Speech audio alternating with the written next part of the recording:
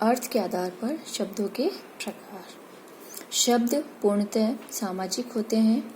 देश, काल, स्थितियों के कारण शब्दों के अर्थ में परिवर्तन आता है और कभी-कभी तो शब्द मूल अर्थ को बिल्कुल छोड़ देते हैं और उनका अलग ही अर्थ हमारे सामने आता है। जैसे प्रवीण का अर्थ वीणा बजाने में कुशल होता था, परंतु अब इसका अर्थ बदल गया है। कुछ शब्दों के अनेक अर्थ हो जाते हैं और अर्थ के आधार पर शब्दों के निम्नलिखित भेद किए जाते हैं। अर्थ के आधार पर कौन कौन से भेद हैं देखेंगे।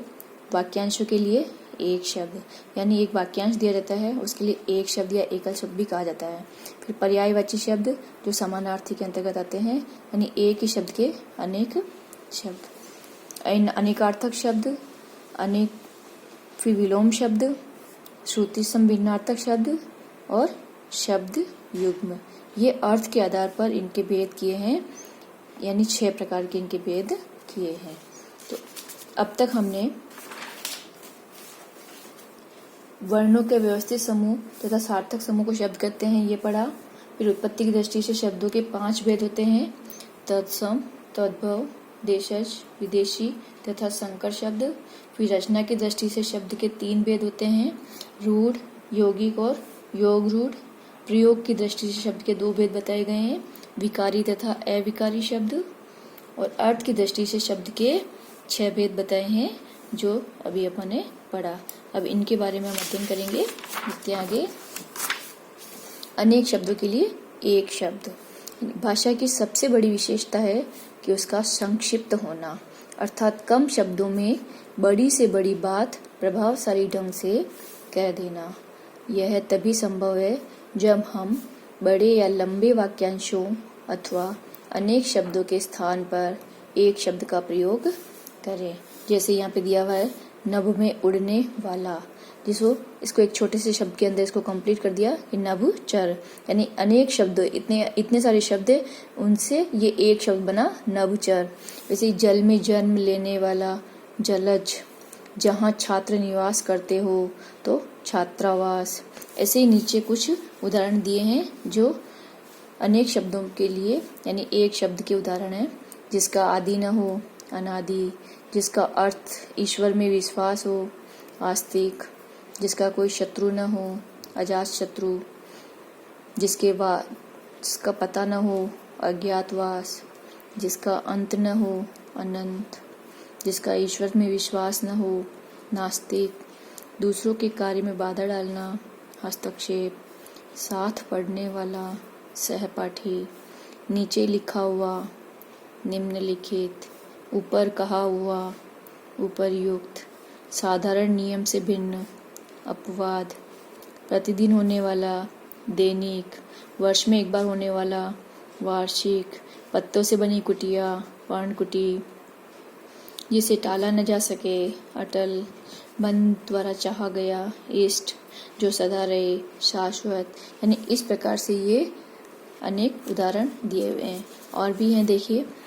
बड़ा भाई अग्रज, जिसे अक्षरों का ज्ञान न हो निरक्षर, जो कभी न मरे अमर, जिसके माँ बाप न हो अनाथ, जो भविष्य में आने वाला हो आगामी, इस लोक से संबंधित लौकिक या ऐहिक, जानने की इच्छा रखने वाला जिज्ञासु, अधिक बरसात होना अतिवृष्टि, जहाँ औषधियाँ रखी जाती है औषधालय, वायु में चलने वाला वायुयान, जीने की इच्छा जिजीविषा, जिसके हृदय में ममता न हो निर्मम, जिसके आर पार देखा जा सके पारदर्शी, व्याकरण का विद्वान व्याकरण, जिसका रूप आकार न हो निराकार, जो कम बोलता हो मितभाषी, जो जन्म से अंधा हो जन्मांध। यानी इस प्रकार से ये कुछ उदाहरण है जो अनेक शब्दों के लिए एक शब्द के उदाहरण है। इसी प्रकार से पर्यायवाची शब्द, यानी जिन शब्दों के अर्थ लगभग एक समान होते हैं और जो एक ही वस्तु की ओर संकेत करते हैं, उन्हें पर्यायवाची शब्द या समानार्थी शब्द कहते हैं। जैसे धरती, धरती को हम धरा, भू और वसुधा इन शब्दों के नाम से पुकारते हैं, इन शब्दों से भी जानते हैं। ये शब्द इसके समानार्थी या पर्यायवाची शब्द हैं धरती के। ऐसे चंद्र के शशि, इंदु, राकेश, घन, जलद, मेघ, वारिद, नाव के तरनी, पोत और नैया, ये इसके पर्यायवाची शब्द हैं। तो समाज में भाषा के अलग अलग रूप देखने में आते हैं। शब्दों का प्रयोग प्रसंग और स्थान देखकर किया जाता है। जैसे मैंने घर किराए पर लिया है के स्थान पर मैंने आलय, निकेतन किराए पर लिया है, यानी घर के आलय और निकेतन यानी ये दोनों इसके पर्याय बता दिए, समानार्थी शब्द बता दिए। तो सुनने में अटपटा लगेगा। तो इसी प्रकार यह सीट महिलाओं के लिए है, तो इसके स्थान पर यह सीट अबलाओं या रमणियों के लिए है, तो अच्छा नहीं लगेगा। अतः कहा जा सकता है कि पर्यायवाची शब्दों में अर्थ साम्य तो रहता है, परंतु हर शब्द को हर जगह इस्तेमाल नहीं किया जा सकता है। यानी ये इसके समानार्थी शब्द तो हैं, लेकिन अब इसको हर जगह पे प्रयोग में नहीं ले सकते हैं, इस्तेमाल में नहीं ले सकते हैं। पर्यायवाची शब्दों के अर्थ में समानता होते हुए भी प्रत्येक शब्द अपना अलग अर्थ लिए रहता है।